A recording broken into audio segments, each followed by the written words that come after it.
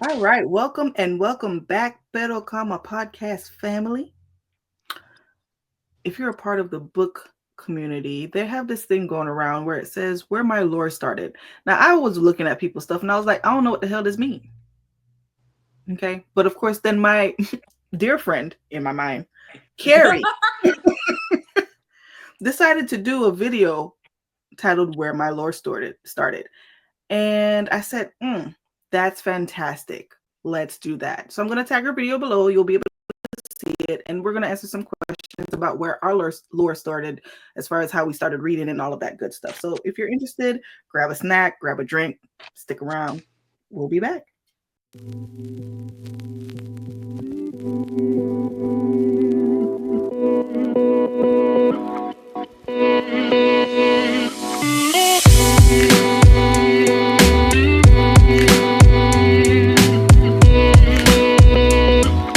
So our first question is, what is the first book you remember reading by yourself?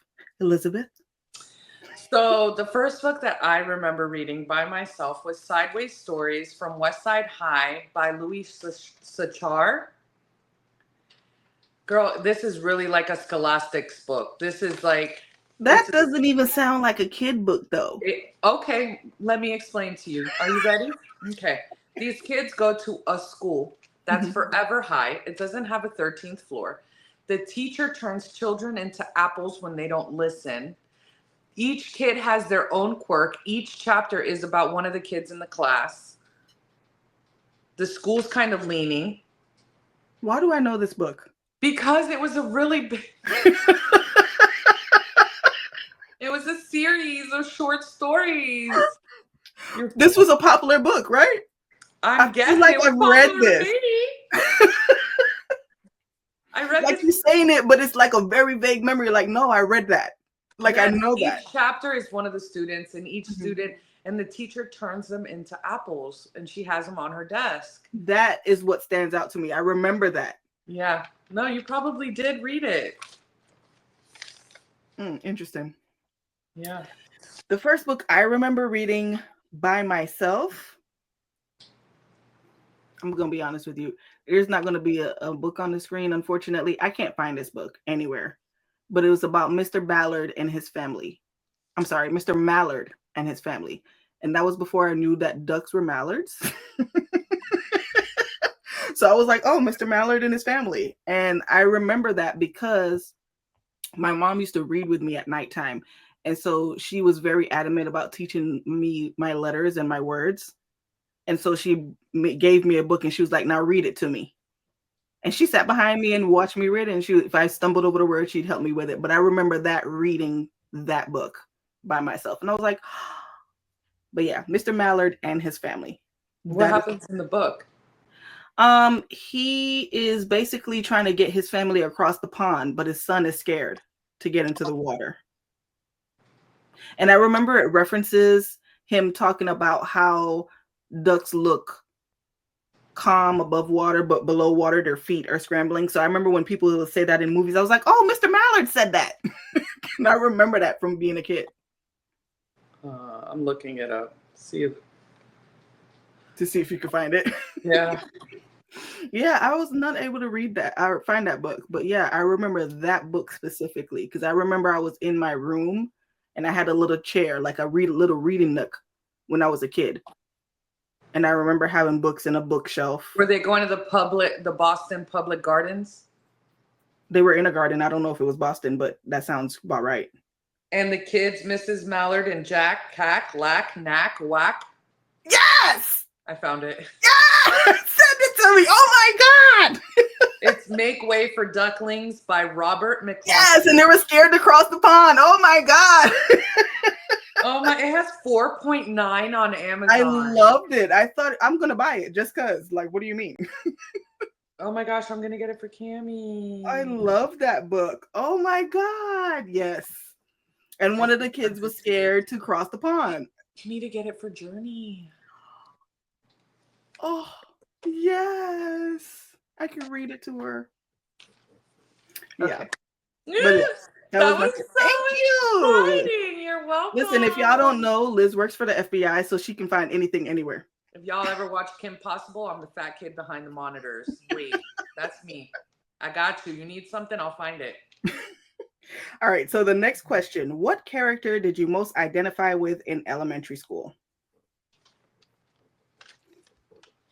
Pippi Longstockings. I just wanted to be her. She was just so adventurous and creative and like funky and had like such an imagination. I loved her. Really? Was that a book? It was a little series, but yeah. And then they had a movie.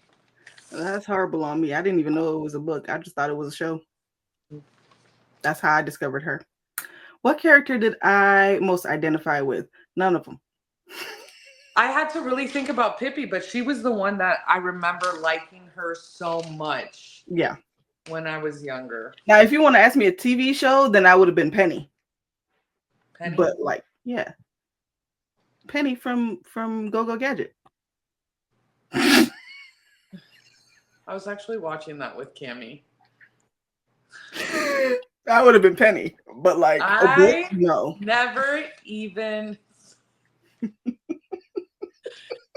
And you got to take care of this grown ass man. Yes. Keep blowing and up. not that I had to take care of my parents, but I just felt like I was Penny. Like, God, you don't know anything. Come on. No, I just wanted to be Pippi. In a sense. Yeah. But anyways. I think Penny spoke to as an adult, what I enjoy most about my job is like the paperwork, the office aspect. I feel like that was Penny. You know what? If I were to pick a character from a show from my childhood, I would probably want to be April from the Teenage Mutant Ninja Turtles. Really? She gets to hang out with them. She's a reporter. She's adventure. She has adventure. Yeah. You know what I mean? And she hangs out with them. Or Rogue from X-Men. Yeah, Rogue was my favorite. Top, hands down. Yeah. Okay. Yeah. All right. So next question. What was your elementary school comfort book? It was. I have two. Mine was Sideways Stories. I read that so many times. Really? I don't know why though. Like I don't know if it was my comfort book or if it was just something that. So you do reread books, huh? So you do reread books. Back in the day, yes. Now like, you ain't gonna do it now. I'm an adult. I got adult money to buy new books. I don't have to reread books. Well, for me, it was the Boxcar Children. I used to eat that book up, that series, as a matter of fact. And I was introduced, again, I'm not knocking parents, but you need to be aware of what your children are reading. I was introduced to Sweet Valley High in like second grade. I forgot about Sweet Valley High. I don't know. I don't think I was in second grade, but I'm with you because my mom, again, we've had this conversation. Yeah. There was no filter with books or movies. So I used to eat that book up too. But the Boxcar Kids, and it's so funny because I read the Boxcar Kids and I thoroughly enjoyed that, but I also felt like Sweet Valley High was right there next to it. And those are definitely two different age gaps. But I enjoyed it.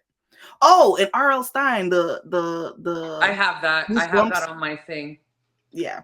Goosebumps. Yeah. I used to read those too. As one of my answers for one of our other questions. Oh, okay. Next question. Where or what was your safe space as a kid? Mine, okay, so I grew up in the same house most of my life. And in front of it, they're not anymore. The people who bought it after us, they took it down. But there was this really big tree in our front yard, and I was able to climb it. And it had in front of closer to my brother's window, there was like a branch that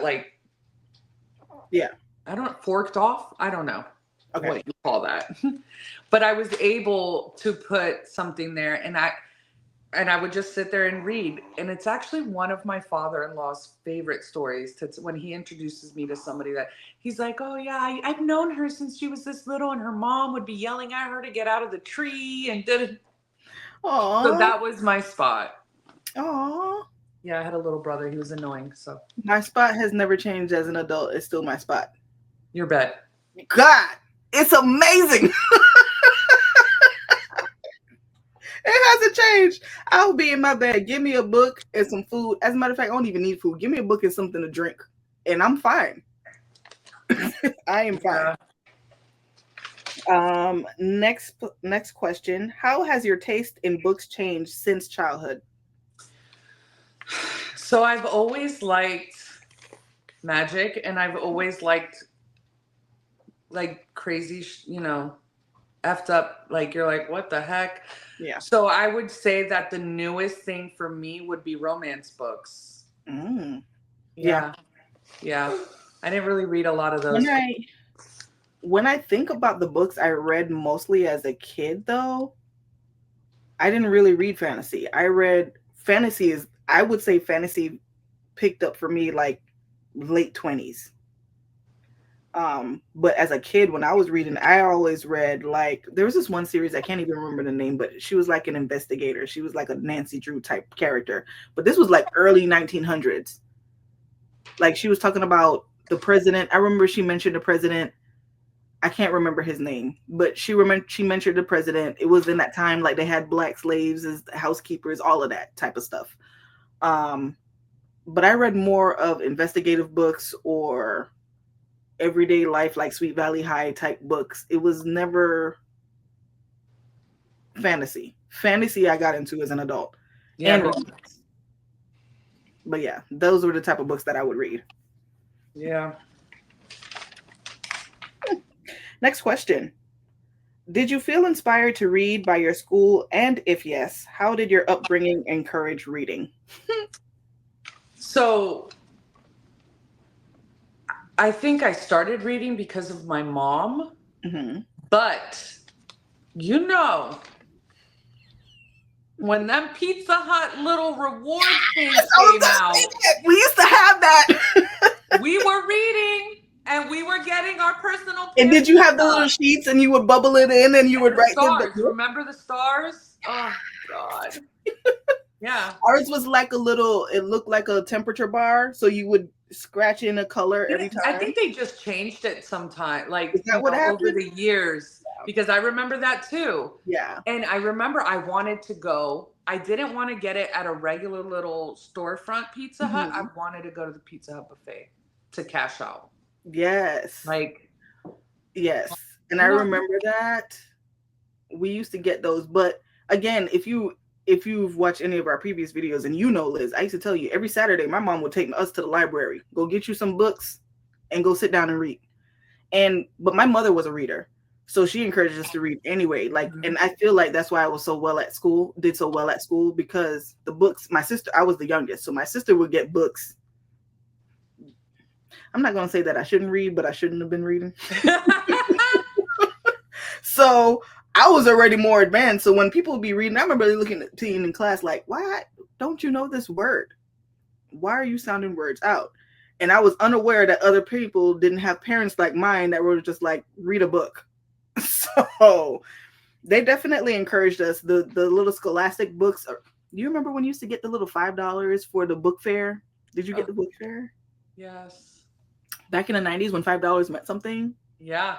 You could get a bookmark, a pencil, an eraser, and a book. Maybe even a poster. Yes. Oh my God, yes. They used to sell the posters too. Oh my gosh, yes. Yes. And they used to go in, and it was in the library in my school, and you could walk in and it'd be like, well, how much do you have? And then it would show us. And I remembered my librarian, her name was Miss Keats. And I remember Keats because Keats is an author, isn't it? Like a famous author?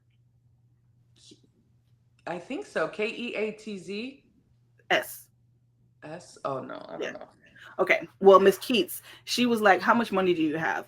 And she would actually help the kids. She was like, so you can utilize, she was like, so you can utilize your money. You can get these type of books for this amount. You can get a pencil, you can get an eraser. You remember the little sparkly pencils not the sparkly pencils, I want to say the smelly markers. No, you remember those where you put the little pegs in it, and it's the pretty pencils. Everybody had it. She had the pencils, the folders, the notebook. Lisa Frank. Yes. She used to be like, and everybody always wanted Lisa Frank. She was like, okay, everybody wants this, so you can spend this amount and still get a book over here. Like she would help you break down how you can spend your money to the best of your ability. I loved her. I'll never forget that. Miss Keats. Shout out to you, Miss Keats, from Grotus Park Elementary in Miami. I remember you. What else? Oh, what book have you wanted to return to lately? Return to, like, from my childhood? Yeah. Oh no, Or I didn't pick one from my childhood. well, I didn't pick one from my childhood either. But I picked Hunger Games. I said I wanted to reread that this year. I didn't discover Hunger Games until my late 20s, but Reread. What do I want to reread? yeah. I don't even know. Harry Potter? You know what? The Stephanie Plum series. You talk about those series a lot. It's like just that. so funny. They're so funny. Yeah. So yeah. Okay. For me, it would be the Hunger Games. And again, I didn't discover it to my late 20s, but that was fantastic. It was. It was fantastic. I was in my I was like 27 years old. Yeah. Mm-hmm. Dang, I was behind because when you were 27, I was younger. You were 20. And that's 24. Yeah. And I still hadn't discovered Hunger Games yet. So the only reason I found that book was because I read the blurb on Stephanie Meyer's. And I was like, what? She wrote something about it. And I was like, huh. And then I started reading it. I was like, I can't put it down. Yeah. Interesting. Okay. What are your favorite and formative YA series? So I have childhood. I have Goosebumps and Babysitter's Club. Oh, you know what? I never read those. Nope, that's a lie. I did read those. Liz! Unlocked memory. Yes. And then the Goosebumps series by R.L. Stein and Harry Potter. But I didn't read I read Harry Potter as an adult after I had my children. So, well, it says favorite and formative, so. Yeah. So, well, for formative, it would be. And who? The Lux series. I really enjoyed that series. It's a YA. Follows back in the horse and carriage times, the motor car, when the motor car started coming. And it's in New York, all affluent families and just that inner circle kind of thing. Interesting. So for me, formative, Sweet Valley High. I ate those books up. I remember I was still reading those books when in my freshman year at college. And then I think that's when I kind of fell off because I was just like, why is this book dragging? You're taking forever. Okay. But formative, Sweet Valley High, Goosebumps, like you said. But my favorite is that book series I made you read with Jared and listen to your books. Yeah. That's right, Cam Bam. The one I made you read with Jared, it's going to be on the screen. I can't think of the name right now. Unenchanted Fairy Tales or something like that. That was actually really good. I enjoyed that series. Yeah. And then Divergent series, I loved. Hunger Games, I loved. Cassandra Clare, her books, I went down a rabbit hole. I read all of the Jason Clary books. I read the Mortal Instruments. I read the other ones with The Witch, Magnus Bane, all of them. Like I never finished that series. Really? Mm-hmm. Miss May either. She read the first 3 books and I was like, there's 3 more books. She said, is there? I think I read the first 2 and started the 3rd. Yeah. I'm going to be honest with you. I don't know if I can classify that as a favorite. I just remember eating those up because when I reread it last year, I was like, God, Jace, you're annoying. Shut up. Yeah. But you got to think about it too. Like when we read something and then years later, we're in a different spot mentally and emotionally. So it's going to hit us differently. Yeah.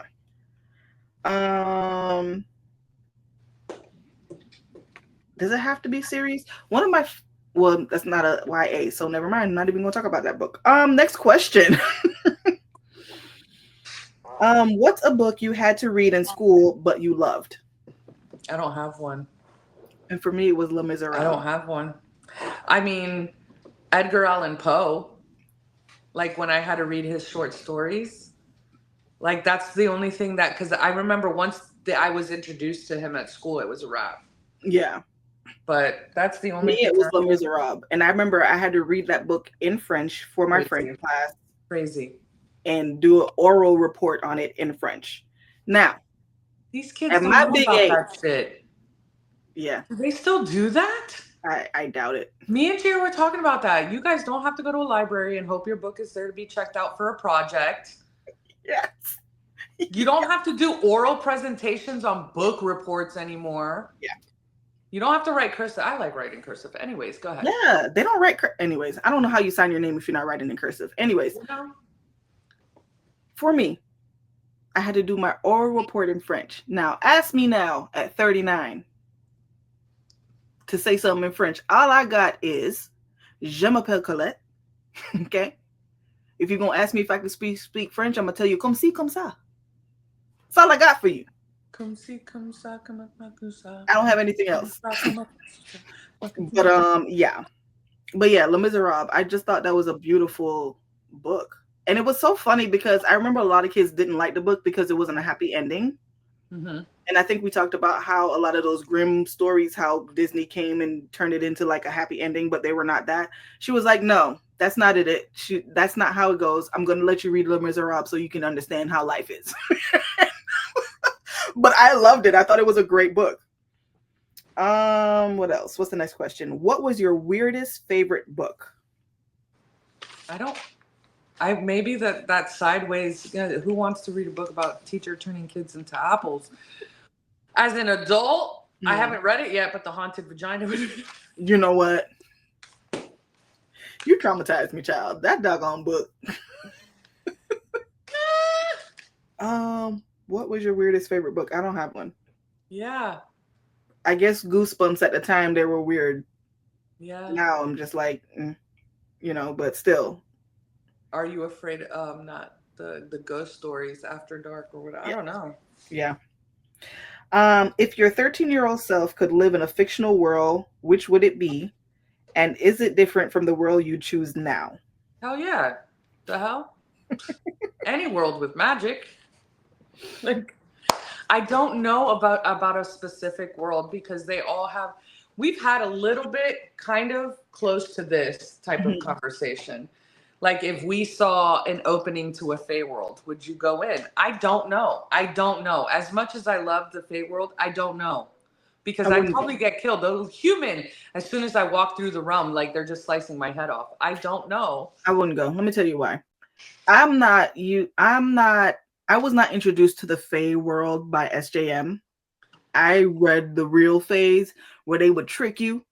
Yeah. I'm not going over there. I grew up watching Labyrinth, Never-Ending Story. Yes. Like, I know that it's not all peaches and cream on the other side of the portal, guys. Yeah. Like, so I don't know because I was like, you know what? I would want to live in a world like the Wizarding World of Harry Potter where we could go to a school and all. And then I start thinking of all the drama that I have. And I'm like, I don't know. Maybe the Smurfs, but then they have to deal with Gargamel. I don't know. Yeah. Yeah. Oh, Gargamel. You're just bringing out all the memories, girl. I don't know. I don't know that I would want to live. But 13-year-old me, I would live. 13-year-old me would still live in a real world. It would just be Sweet Valley High world. No, I would live in I wanted to know all the key. You remember that? Eureka's Castle. Eureka's Castle. That's where I would live. That's where I would live. Eureka's Castle. There. That was on Nickelodeon, wasn't it? Yeah. Oh my god. It seemed happy. It seems all chipper over there. Oh my god. Eureka's Castle. I definitely would want to live somewhere where there's some type of magic. Wow. I'm telling you, when I'm 45, my magic powers are kicking in when I turn 45. Just waiting. I'm with you when you're right. I'm with you when you're right. And how would it different is it different from the world you would choose now? Yes, because I as sucky as the real world is, I'm gonna choose the real world. I ain't got time. Final question. Is there a newly released book you wish you had when you were younger? Yes. It's not new, but it's like I'm 2 or 3 sorry. I years just saw in. your text with the book. That's the book.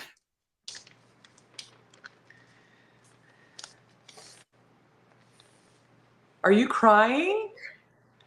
Colette, no, I'm not looking at you because I'm gonna cry. You Stop. need to understand. Like I literally looked for this book. Colette, I'm wearing mascara, you butthole. Colette does not cry, y'all. She doesn't I cry. don't like that was one of the books I always remember reading as a kid. Like, I'm sorry. No, you're okay. Oh my god. I'm sorry. Minute cry break. Give me 1 second. I'm sending you virtual hugs. Oh my god. Tiki bear. Okay. Y'all, she acts tough, but she's soft as Charmin, okay? Just know. Yeah. Uh What was the question? Hi, Cam Bam. She saw me crying. Oh. Okay. Yeah. I just want to go one day without crying. No, I cry over everything, guys. It's not even a bad thing. Right. Oh, look, this lady's walking a dog. Oh, they're so cute, man. Right. Okay. I would probably say Anatomy, a love story. Really? I really loved the character and just her. What's the word I'm looking for? Like her persistence and her like knowing what she wants to do and not care and just going for it. Mm-hmm. If I could go back, I would just want any new release book with a strong female character that doesn't, Yeah. that's what I would want back then. Interesting. For You? me, I might have multiples, but the first one that I think of right now is Legendborn by Tracy Deonn. Because I had never read a Black character in a magical world.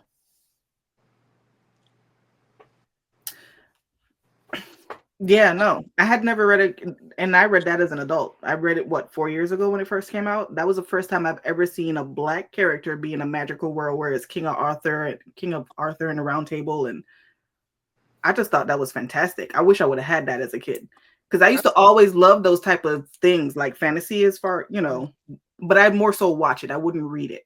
Yes. But to be able to read it and see myself in it, I think that's amazing. Another book I actually really enjoyed that was a YA was an Ali Hazelwood book, the first book I ever read from her, which is Check and Mate. I love that. I wish I would have had that as a kid. I thought that was fantastic. That's considered YA? Yeah, because she's only 17, 18. Yeah. Yeah. And there's no sex in that book either. True. Yeah. Yeah. And then another book is Love Radio by Ebony Liddell. I love that book. And again, the only reason it didn't get 5 stars is because I went into it thinking they were adults. One Dark Window for me. Really? Yeah. I really like the magic and the lore of that book. That would be a series that I would reread. Look at you. Mm-hmm. Yeah. One day Liz will be like me and start rereading books. We'll see. No, I hope not. Not as much as you reread Lessons of a Hidden Treasure. Damn, there she go. Yeah, no, not as much as you reread that book. I love that book. I know you do. I love that book. But yeah, those are some books that I would have loved to have when I was younger. Because the books I was reading when I was younger was not that.